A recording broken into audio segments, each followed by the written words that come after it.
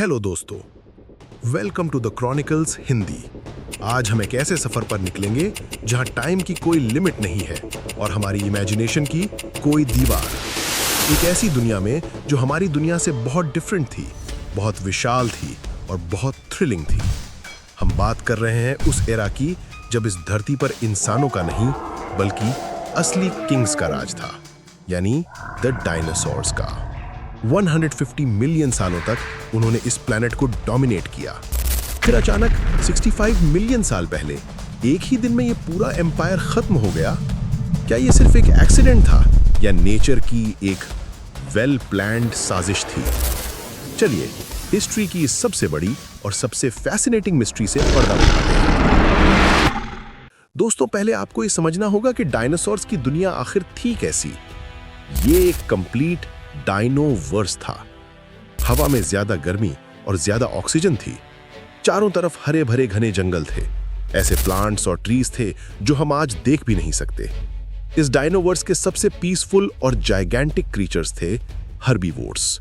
टाइटानोसॉरस जैसे gentle giants, जिनकी गर्दन एक मल्टी स्टोरी बिल्डिंग जितनी ऊंची उठ सकती थी, वो झुंड में रहते थे, एक दूसरे को सपोर्ट करते हुए। फिर आते हैं ट्राइसेराटॉप्स, जो अपने 3 हॉर्न्स यानी सिंग और फेस शील्ड से किसी भी अटैक का जवाब दे सकते थे। और एंकाइलोसॉरस, जिसके बॉडी पर स्पाइक्स थे और टेल की जगह एक क्लब जैसा हथियार था। वो एक वॉकिंग लिविंग टैंक था। लेकिन उनका रूल सिर्फ लैंड पर नहीं था, वो आसमान को भी डोमिनेट करते थे। टीरोसॉरस जैसे जायंट विंग्ड रेप्टाइल्स, जिनका विंग स्पैन एक छोटे एरोप्लेन जितना बड़ा हो सकता था। और डीप ओशंस पर राज था मोसासॉरस जैसा टेरिफाइंग क्रीचर्स का, जिसके सामने आज की ग्रेट व्हाइट शार्क भी बहुत छोटी दिखेगी। और हाँ, वो सिर्फ फाइट नहीं करते थे, उनमें फैमिली का सेंस भी था। मायासौरा जैसे डायनासोर्स को तो गुड मदर लिजर्ड का नाम भी दिया गया है, क्योंकि वो अपने एग्स को प्रोटेक्ट करने के लिए नेस्ट्स बनाती थीं और अपने बच्चों की देखभाल करती थीं जब तक वो बड़े नहीं हो जाते। तो उनकी वर्ल्ड में एक्शन, ड्रामा और इमोशन सब कुछ था। अब आपको लग रहा होगा कि ये सब हॉलीवुड की स्टोरी है, लेकिन इस स्टोरी में एक मेड इन इंडिया चैप्टर भी है। उस एरा में हमारा प्यारा इंडिया एक जायंट आइलैंड था जो धीरे धीरे एशिया की तरफ मूव कर रहा था। और इस आइलैंड पर हमारे अपने होम ग्रोन सुपरस्टार्स का राज था। मिलिए राजासॉरस नर्मदेंसिस से। इसका नाम ही सब कुछ कहता है। नर्मदा का किंग लिजर्ड। ये अपने रीजन का टी-रेक्स था। इसके फॉसिल्स यानी जीवाश्म मध्य प्रदेश की नर्मदा वैली में पाए गए हैं। इसका स्पेशल फीचर था इसके हेड पर एक छोटा सा क्राउन जैसा क्रेस्ट, जो इसे दूसरों से डिफरेंट बनाता था। लेकिन हमारे होम ग्रोन डायनासोर्स के लिए एक और मेजर प्रॉब्लम पहले से ही प्रेजेंट थी। ये थी डेक्कन ट्रैप्स। आज के महाराष्ट्र और उसके आसपास का प्लेटो रीजन उस टाइम लाखों सालों से कंटिन्यूअस वोल्केनिक इरप्शंस हो रहे थे। उनसे निकलने वाला पॉइजनस स्मोक और लावा एनवायरनमेंट को पहले से ही टॉक्सिक बना रहा था। तो इंडिया के डायनासोर्स डबल ट्रबल में थे। एक तरफ जमीन आग उगल रही थी और दूसरी तरफ आसमान से मौत आने वाली थी। डायनासोर्स ने इस धरती पर 150 मिलियन साल बिताए थे। उन्होंने कई चेंजेस देखे थे, लेकिन उन्हें कोई आइडिया नहीं था कि उनका टाइम, उनका एरा अब एंड होने वाला था। क्योंकि स्पेस के अंधेरे में एक अननोन एनिमी उनकी तरफ बढ़ रहा था। ये कोई छोटा रॉक नहीं था। साइंटिस्ट्स इसे चिकसुलिब इंपैक्टर कहते हैं। इसका साइज लगभग 10 से 15 किलोमीटर वाइड था, यानी माउंट एवरेस्ट से भी बड़ा। और इसकी स्पीड थी 72,000 किलोमीटर पर आवर। इस स्पीड पर यह दिल्ली से मुंबई 1 मिनट से भी कम टाइम में ट्रैवल कर सकता था।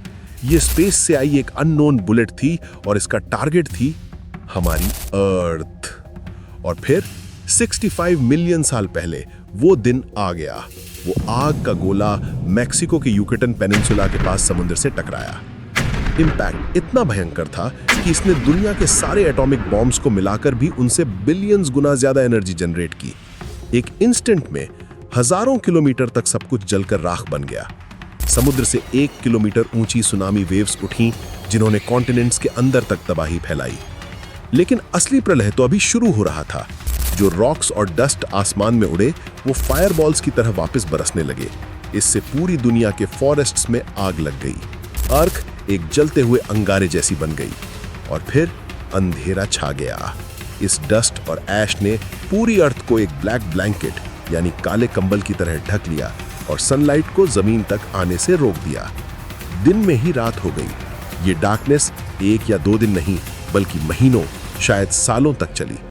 इस डार्कनेस ने डायनासोर्स के एंड का फाइनल चैप्टर लिखा। सनलाइट के बिना प्लांट्स, जो हर फूड चेन का बेस होते हैं, मरने लगे। जब प्लांट्स नहीं रहे तो उन्हें खाने वाले जायंट हर्बीवोर्स भूख से मरने लगे और जब कोई शिकार ही नहीं बचा तो टी-रेक्स जैसे किंग्स भी घुटनों पर आ गए। ये अर्थ पर हुआ सबसे बड़ा मास एक्सटिंक्शन इवेंट था। इसने सिर्फ डायनासोर्स को ही वाइप आउट नहीं किया बल्कि अर्थ की 75% सभी स्पीशीज को हमेशा के लिए मिटा दिया। लेकिन जैसा कहते हैं, हर एंड एक नई शुरुआत होता है। इस डिवास्टेशन के बाद अर्थ पर वही क्रीचर्स सरवाइव कर पाए जो छोटे थे, अंडरग्राउंड यानी जमीन के नीचे रह सकते थे और कुछ भी खाकर जिंदा रह सकते थे। ये थे हमारे एंसेस्टर्स मैमल्स। डायनासोर्स के एक्सटिंक्शन ने उन छोटे क्रीचर्स को आगे बढ़ने का, इवॉल्व होने का एक चांस दिया। उनका एरा शुरू हुआ और उसी इवोल्यूशन की सीढ़ी पर चढ़ते हुए मिलियंस ऑफ सालों बाद ह्यूमंस इस अर्थ पर आए। तो एक तरह से डायनासोर्स का एंड हमारे एग्जिस्टेंस के लिए एक कंडीशन थी। उनके सैक्रिफाइस ने हमारे लिए रास्ता बनाया। इंटरेस्टिंगली, सारे डायनासोर्स बिना किसी निशान के गायब नहीं हुए। मॉडर्न बर्ड्स, जिन्हें आप आज हमारे आसमान में उड़ते देखते हैं, वो स्मॉल फेदर्ड डायनासोर्स की लीनिएज के डायरेक्ट डिसेंडेंट्स हैं। तो एक तरह से डायनासोर्स की लेगेसी आज भी हमारे ऊपर फ्लाई कर रही है। ये स्टोरी हमें सिखाती है कि नेचर कितनी पावरफुल है और ये लाइफ कितनी प्रेशियस है। आपको ये स्टोरी कैसी लगी, हमें कमेंट्स में जरूर बताएं। अगर आपको ये वीडियो पसंद आया तो प्लीज इसे लाइक करें, अपने दोस्तों के साथ शेयर करें और हमारे चैनल को सब्सक्राइब करना मत भूलिएगा। मिलते हैं नेक्स्ट वीडियो में, तब तक के लिए नमस्ते।